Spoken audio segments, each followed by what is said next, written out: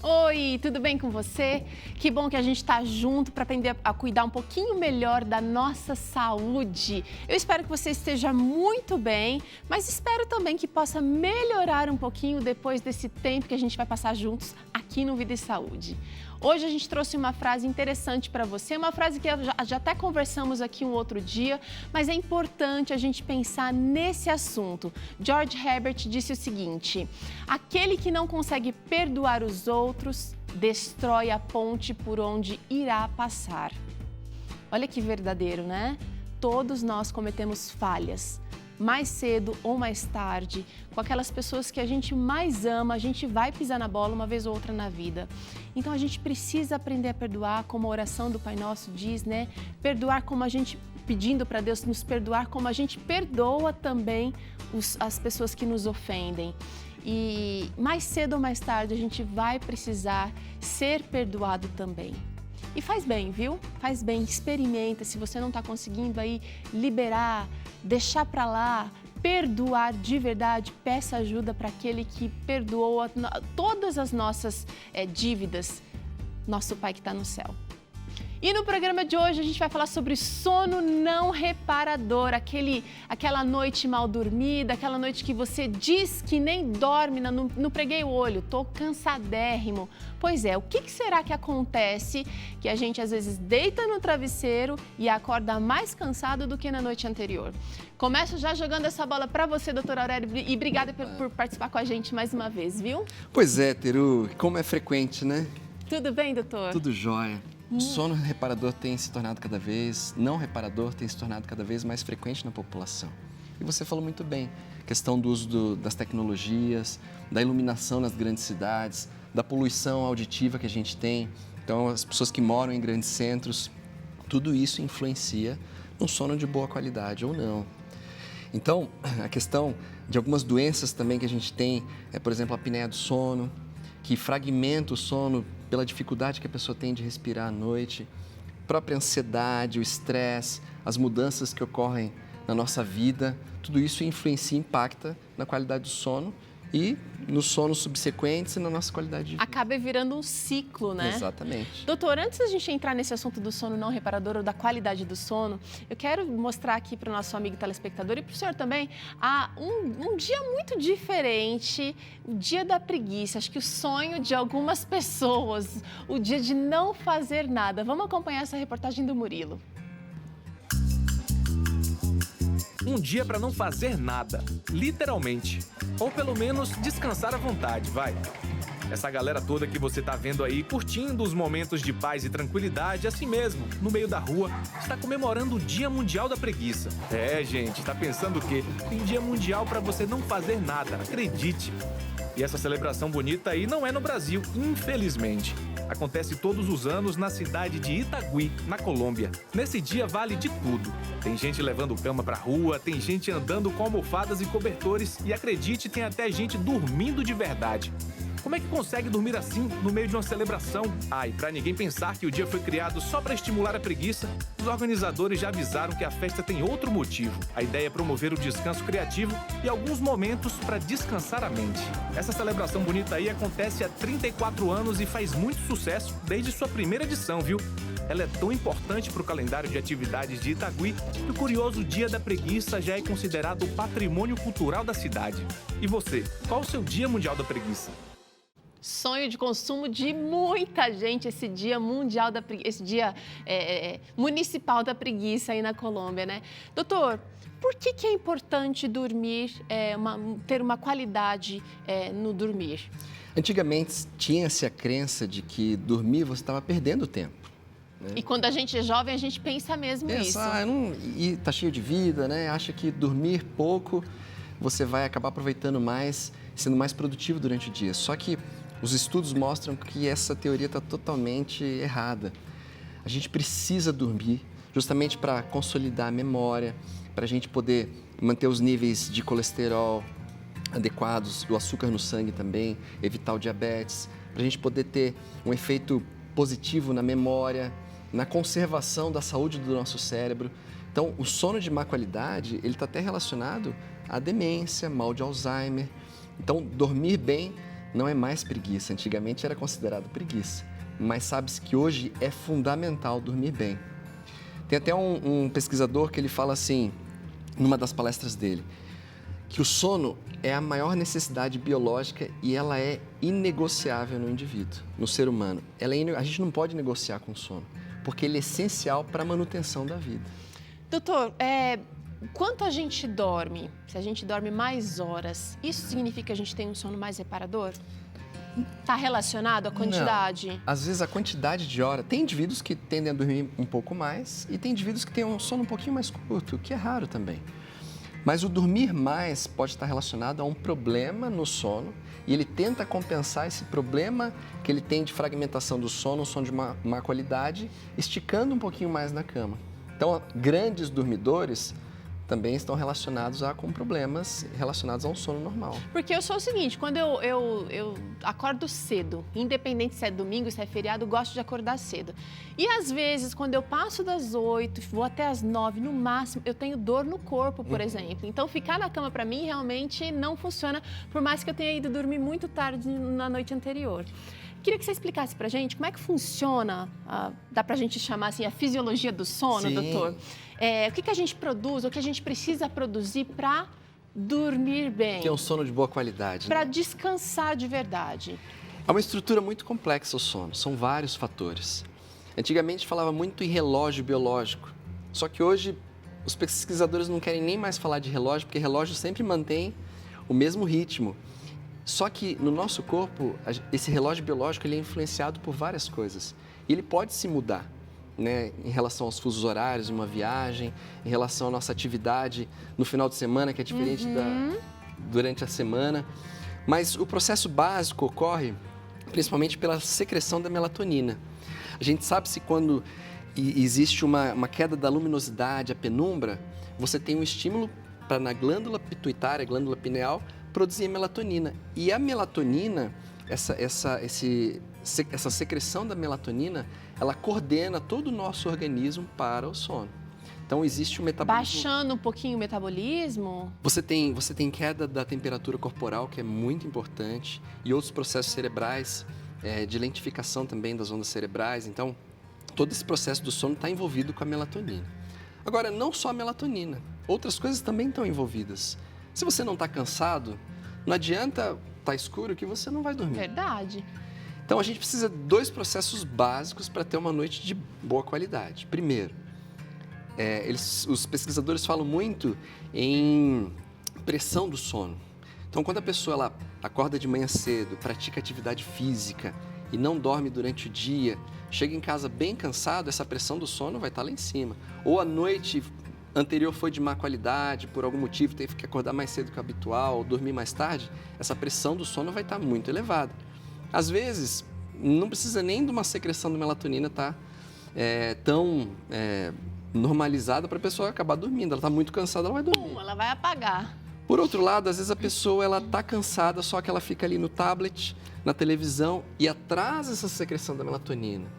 Né? Toma banho, luz clara no banheiro, enfim, ela impede que a secreção normal da melatonina seja secretada ali naquele período em que ela vai dormir. Então, não sincroniza o cansaço com o início da secreção da melatonina.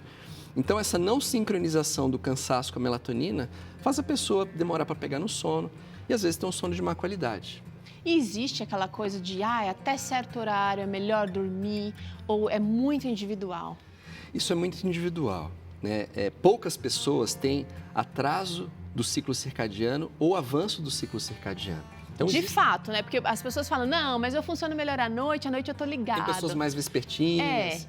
A gente sabe que está muito relacionado também aos hábitos da atividade da pessoa. Exatamente. Mas são raros indivíduos, né? Mas existem pessoas que eles têm um atraso nessa secreção da melatonina e por mais que você escureça no horário habitual, essa secreção vai se dar lá por meia-noite, 1h, e a pessoa, a profundidade do sono dela, em vez de ser 3 horas da manhã, vai ser às 6, 7 horas. Só que quando o senhor diz que existem poucas pessoas que têm isso, a gente tem visto na prática que a maioria das pessoas estão adotando esse hábito. Talvez pelo estímulo de uma luz, eu estou mostrando aqui como da luz artificial. Sim, Você tem alguma coisa de comparativo sei lá, do século passado para esse século? Sim. Estudos mostram que no início do século passado, em 1900, na cidade de São Paulo, as pessoas dormiam próximo até 9 horas. Hoje, na cidade de São Paulo, as pessoas estão dormindo uma média de sono menos de 6 horas. Próximo a 6 horas ou um pouco menos. Então, isso tem acarretado inúmeras doenças, desde doenças cardiovasculares, que têm sido muito faladas. A gente vai falar um pouquinho mais depois sobre esses problemas. Alterações emocionais, de memória, produtividade. Então, a gente sabe que a qualidade do sono interfere na qualidade de vida. Tá. É um fator, o sono é um fator primordial para a promoção da vida.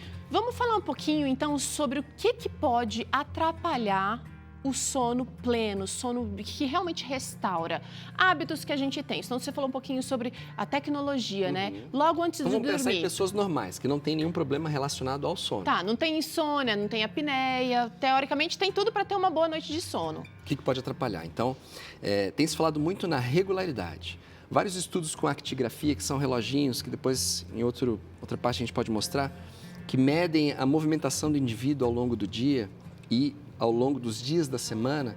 Então, eles mostram o seguinte: as pessoas mais saudáveis, que têm sono de melhor qualidade, tendem a manter uma regularidade no horário do sono. Sempre no mesmo horário ela vai dormir e no mesmo horário ela acorda. E as pessoas que mantêm isso, inclusive final de semana, têm melhor qualidade de vida do que aquelas que é o jet lag social que a gente tem falado. Eu tenho ouvido muito hoje em algumas reportagens que a pessoa muda o horário padrão dela no final de semana e volta durante a semana. Isso está acarretando doenças também. Então, a pessoa que mantém sempre o mesmo horário, independente se ela dormiu mal por uma ansiedade, aconteceu alguma coisa diferente, se ela não estica na cama, se ela não tira um cochilo durante o dia... Estica no sentido de dormir um pouquinho mais. Vai lá, acordo 6 horas, mas hoje eu dormi até às 7h30 porque eu dormi mal. Então, essa irregularidade é que afeta a qualidade do sono seguinte. Entendi. Então, se ela mantém essa regularidade, ela tende a ter um sono de melhor qualidade. Outra coisa é, justamente, telas. Então, a gente sabe que a onda de luz azul que está emitindo na televisão, no tablet, no iPhone, isso inibe a secreção da melatonina. E não é só isso. A melatonina, muitos têm falado, mas não é só a melatonina. Você tem uma ativação do córtex cerebral. Então, o fato de você assistir um seriado, estar ali trabalhando, além de cortar a melatonina, você está ativando o seu cérebro no momento que era para ele já estar entrando em relaxamento. Desligando, né? Exatamente. Tá. Alimentação. Alimentação é muito importante, principalmente não ter alimentações volumosas ou que induzam a um refluxo, por exemplo, que isso pode fragmentar o sono. Então, alimentações mais leves. Não beber bebida alcoólica à noite. Muitas pessoas têm o hábito de beber bebida Beber, inclusive, alcoólica. Achando que vai relaxar. Exatamente. Só que a bebida alcoólica, ela traz um relaxamento, só que ela aumenta o relaxamento da musculatura da garganta, podendo, em algumas pessoas, piorar uma apneia do sono. E, além de tudo, ela age no cérebro, evitando que essa pessoa aprofunde de forma adequada ao sono. Então, ela fica nos estágios mais superficiais. Ela acha que pegou no sono, só que ela não tem um sono reparador. E querendo ou não, algumas pessoas têm até piora daquela ressaca, é justamente isso, o sono ele não é reparador com a bebida alcoólica. Entendi, interessante. Então, cafeinados, nossa, como a gente tem hoje pessoas que usam termogênicos, academia. Energéticos para corrida, para fazer atividade física, tem cápsulas de cafeína agora. Sabia que a cafeína demora de 8 a 12 horas para ser metabolizada e excretada no organismo? Então, às vezes a pessoa consumiu ali cafeína na hora do almoço, um pouco ali no período da tarde, isso vai agir lá à noite, fragmentando o sono, fazendo com que ela tenha dificuldade para iniciar o sono. Então, 3 coisas muito básicas que o doutor falou aqui. Então, a alimentação durante e logo antes de deitar, o uso de telas e eletrônicos, especialmente nas horas antes de dormir, e também a regularidade, isso é fundamental. Outra coisa é a atividade física. A atividade física ela é extremamente importante, porque você, primeiro, aumenta o seu cansaço, isso vai te ajudar no sono seguinte, e outra, a lesão muscular saudável que a gente causa durante a atividade Aquela física, dorzinha leve, né?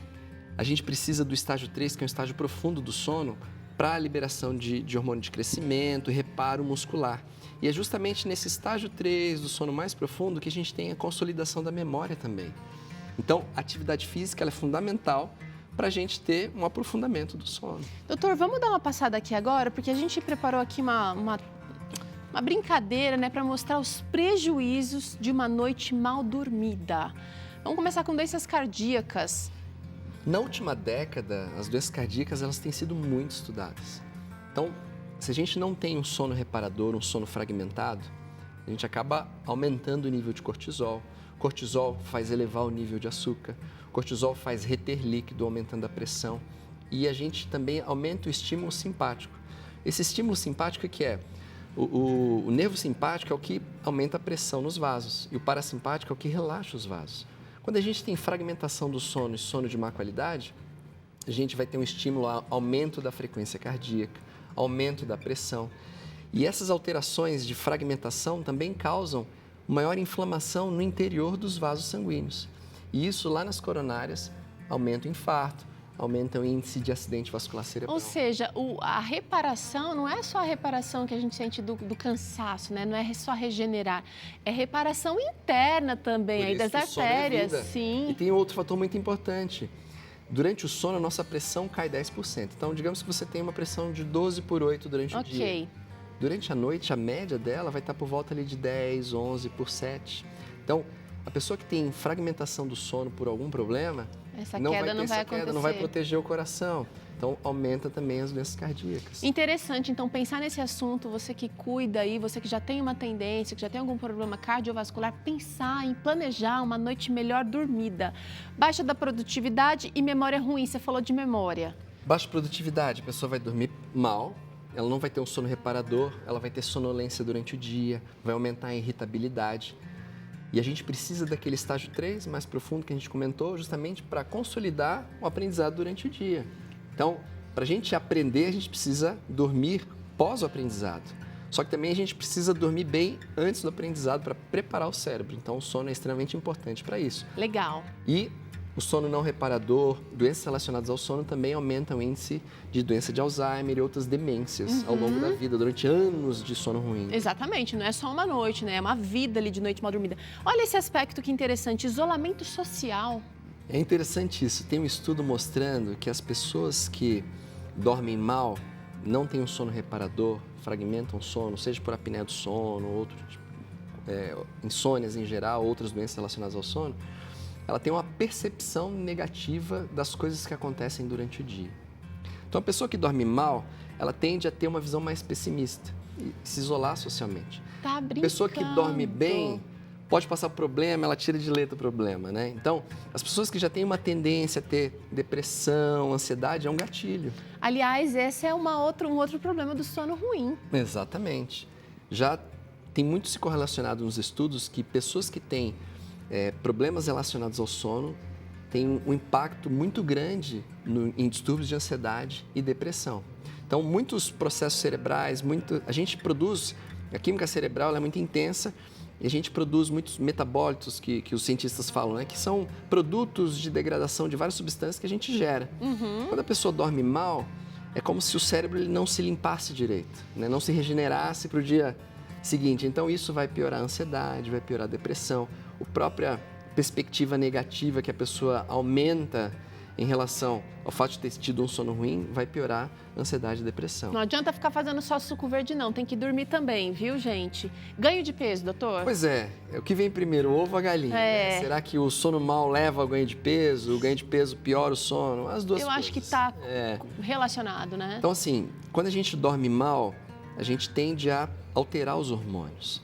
Então, existe o hormônio da saciedade e da fome, que é a grelina e a leptina da saciedade, a grelina da fome. Então, a gente altera hormônios relacionados à saciedade e já tem se correlacionado a isso a uma maior fome de carboidratos durante o dia.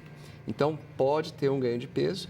E o ganho de peso em si também piora o sono de boa qualidade, porque aumenta o índice de você ter uma sobrecarga nessa região cervical, da própria gordura cervical. Roncar à noite, vai né? roncando, vai um ronco mais intenso, que pode estar relacionado à síndrome, que depois a gente vai falar, a síndrome da apneia do sono, fragmentando o sono e dando um sono de má qualidade. Você já falou aqui sobre a pressão alta, eu gostaria de focar agora um pouquinho no diabetes, doutor.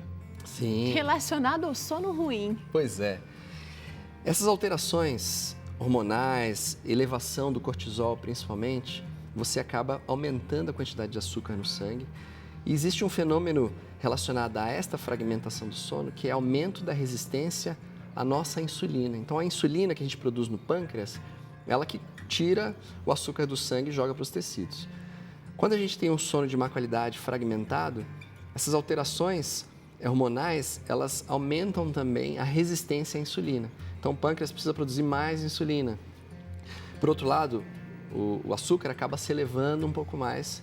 Então, a pessoa que ela tem diabetes acaba piorando o diabetes. Às vezes até uma pessoa pré-diabética, às vezes não tem, mas aí tem o sono ruim ao longo do tempo, pode ajudar aí a desenvolver, né? Exatamente. Doutor, quanta coisa a gente precisa pensar, mas eu gostaria que você fizesse, a gente vai falar ao longo desse mês aqui com o doutor Aurélio, sobre higiene do sono. Você tem que se planejar para dormir gostoso, dormir bem, e eu conto com a sua ajuda, doutor. Opa, estamos aí. Para nos ajudar nesse caminho, e vou lançar até um desafio aqui para você lançar uma meta para esse próximo mês, para que você faça um diário do sono e escolha onde é que você precisa de mudanças aí na sua rotina para descansar melhor. Obrigada, doutor. Eu que agradeço.